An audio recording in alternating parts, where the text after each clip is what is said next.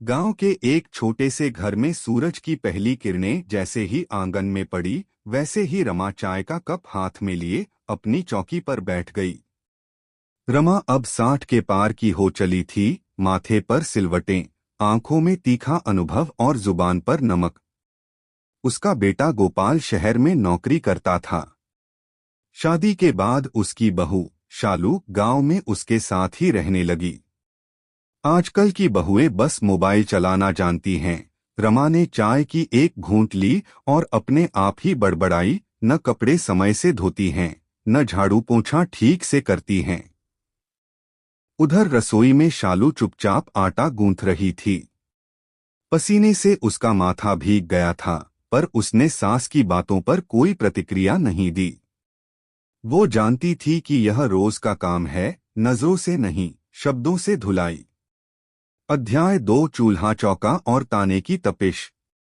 शालू ने चूल्हे पर तवा रखा और बाजरे की रोटी सेंकने लगी। सास रसोई की चौखट पर आ खड़ी हुई।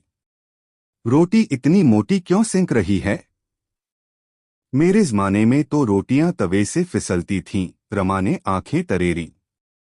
शालू ने गहरी सांस ली और कहा, अम्मा जी, आप ही बता दीजिए, मोटी करें या पतली? दोनों में शिकायत है। जवाब देने लगी है। अब देखा गोपाल की पसंद क्या ले आई थी। रमा ने सिर हिलाया और कमरे में लौट गई। अध्याय 3 बहू की चुप्पी और अंदर की आग। शाम तक शालू ने घर के सारे काम निपटा दिए। दूध वाला आया, सब्जियां धोईं, गाय को चारा डाला और फिर रात का खाना भी पका दिया। रात को रोटी परोसते हुए शालू ने धीरे से कहा, अम्मा जी, आपकी तबीयत कैसी है? रमा ने बिना जवाब दिए कहा, तबीयत तो ठीक है, लेकिन जब बहू काम ढंग से न करे तब आदमी बीमार ही महसूस करता है। शालू ने कुछ नहीं कहा, लेकिन उसके चेहरे पर एक हल्का कंपन आया। वो थक चुकी थी, शारीरिक रूप से भी और मानसिक रूप से भी। अध्याय 4 सब्र का बांध टूटा।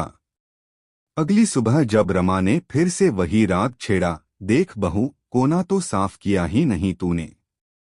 तब शालू के हाथ रुक गए। उसने पोछा एक तरफ रखा और रमा के सामने खड़ी हो गई। अम्मा जी, मैं सुबह 5 बजे उठती हूँ। नाश्ता, सफाई, चूल्हा, गाय, सब कुछ अकेले करती हूँ। आपके लिए गर्म पानी भी रखती हूँ। और फिर भी आप मुझे बस बुरा ही बुरा कहती हैं। रमा चौंकी। ऐसा पहली बार हुआ था कि बहू ने आवाज ऊंची की हो। मैं आपकी बहू हूँ, नौकर नहीं। आप कभी धन्यवाद नहीं कहती, प्यार से कुछ नहीं बोलती, सिर्फ ताने देती हैं। शालू की आंखें अब नम थीं। आप चाहें तो मैं सब छोड़कर अपने मायके चली जाऊं। अध्याय 5 सास का आत्मचिंतन। रमा अब सन्न थी। उसकी नजरें झुकी थीं। उसने पहली बार देखा कि शालू का चेहरा कितना थका हुआ था। बहू, मैं तो बस अपनी आदत से मजबूर हूँ। मेरी सास भी मुझे ऐसे ही ताने देती थी। रमा की आवाज धीमी पड़ गई। तो फिर वही चीज आप मुझ पर क्यों दोहराती हैं? शालू ने पूछा। शायद मैंने कभी सोचा ही नहीं। रमा की आंखें भी अब भर आईं। लेकिन अब सोच रही हूँ। अध्याय 6 नई शुरुआत की लौ। दोपहर में रमा ने पहली बार शालू के लिए रसोई में आकर पूछा, क्या मैं कुछ मदद कर दूं? शालू ने चौंक कर देखा, फिर मुस्कुरा दी, अगर आप प्याज काट दें तो बड़ी मदद हो जाएगी। रमा ने पहली बार इतने सालों में प्याज काटे, और एक रिश्ता भी। उस दिन 2 पीढ़ियों के बीच की दीवार दरकने लगी। रात को दोनों ने साथ खाना खाया।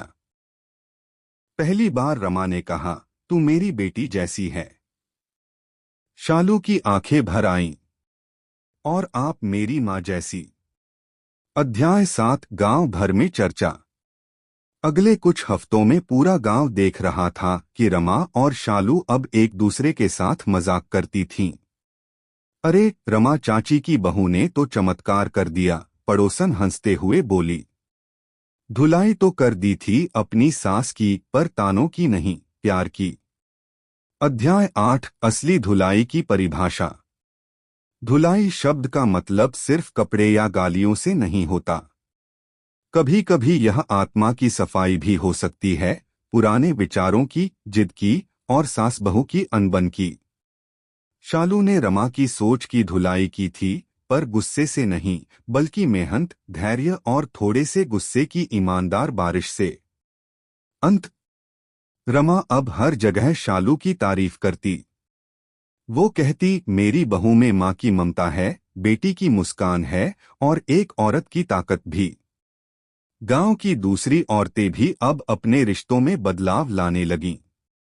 क्योंकि जब एक बहू अपनी सास की धुलाई करती है, तो वो सिर्फ गुस्से की नहीं होती, वो होती है प्यार, समझ और बदलाव की।